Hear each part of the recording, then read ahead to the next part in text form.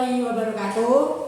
Ibu-ibu yang saya hormati, sebelumnya saya mohon maaf karena tidak bisa pertemuan atau kumpulan seperti biasanya, karena masih pandemi seperti ini dan semakin banyak kasusnya.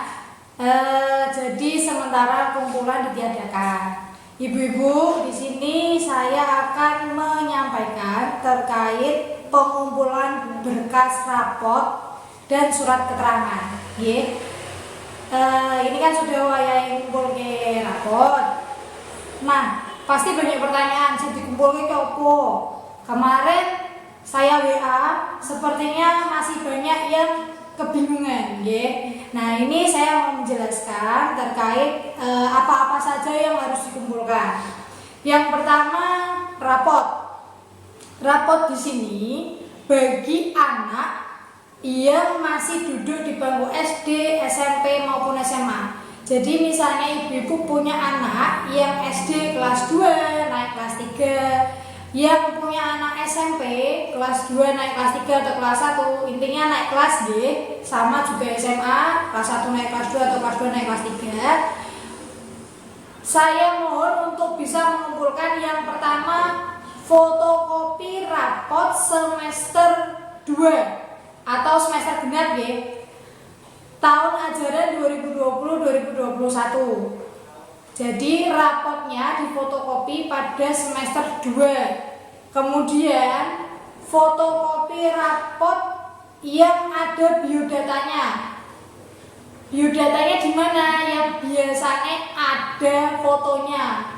Mbak, ini biodatanya mboten enten fotone pripun? Tidak apa-apa. Saya butuh namanya, Terus ditambah lagi fotokopi KK terbaru. Nanti semua berkasnya disetaples jadi satu, ditulis nama sesuai di ATM, Nama sesuai di ATM itu di pojok kanan atas. Jadi mungkin semua datanya disetaples jadi satu. Misal punya anak 3, ya tiga-tiganya, rapot tiga-tiganya, kemudian ditambahi kakak, disetaples jadi satu, ditulisi di pojok kanan atas. Di pojok kanan atas nama sesuai di ATM-nya panjenengan masing-masing. Gitu, Nah, yang kedua terkait dengan surat keterangan. Surat keterangan ini bagi anak yang kemarin TK, Bu, kemudian sekarang masuk SD. Terus yang anak SD kemudian sekarang harus masuk SMP atau MTS. Atau yang anak SMP sekarang naik ke SMA. Jadi surat keterangan ini untuk anak yang mendaftar di sekolah baru, bukan anak yang naik kelas, Terus surat keterangannya itu harus asli, stempel basah dari sekolahan. Kemudian di pojok kanan atasnya ditulis juga nama sesuai di ATM-nya panjenengan, Kemudian ditambah fotokopi KK.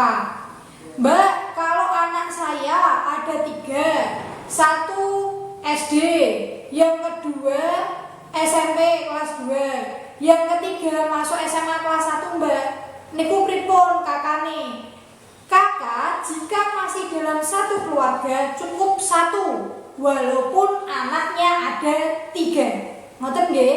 Jadi fotokopi rapot anak SD, fotokopi rapot anak SMP, kemudian surat keterangan dari anak yang baru masuk SMA. Ngoten nggih, Bu?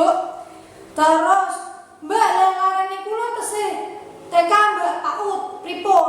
Nah, untuk anak yang masih TK, PAUD atau belum sekolah SD, tidak usah mengumpulkan apa-apa, Itu masuknya masih balita. Gitu. Terus, Mbak, nek yang lulusan pripun, Mbak? Untuk yang anaknya lulus SMA,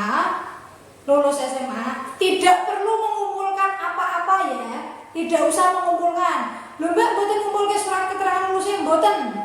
Jadi untuk yang SMA tidak perlu mengumpulkan apa-apa bagi yang sudah lulus, cukup bilang ke ketua kelompoknya, matur sama ketua kelompoknya bahwa larene jenengan sudah tidak lanjut sekolah lagi atau sudah lulus. Ngoten nggih?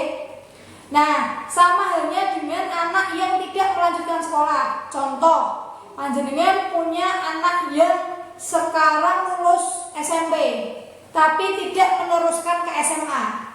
Yang seperti ini silakan konfirmasi ke ketua kelompoknya. Jadi tidak perlu mengumpulkan ijazah, tidak perlu mengumpulkan surat keterangan lulus. Cukup bilang ke ketua kelompoknya bahwa anaknya panjenengan sudah tidak melanjutkan sekolah lagi.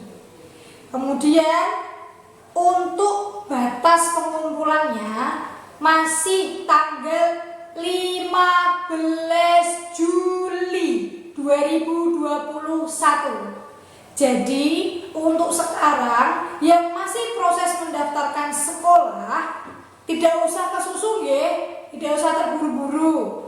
Masuk sekolahnya itu masih bulan Juli. Nanti untuk yang masuk sekolah baru, misalnya belum mendapatkan surat keterangan dari sekolahan, bisa sekolah dulu baru minta. Jadi tidak usah kesusu ibu ya. Yang penting tanggal 15 Juli 2021 sudah terkumpul di ketua kelompok masing-masing.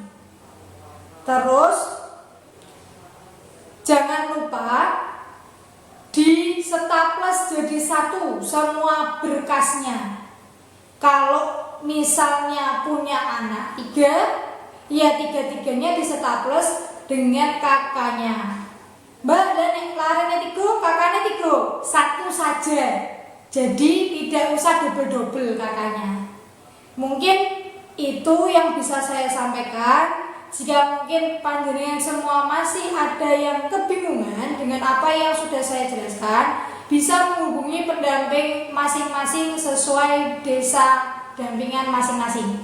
Oke.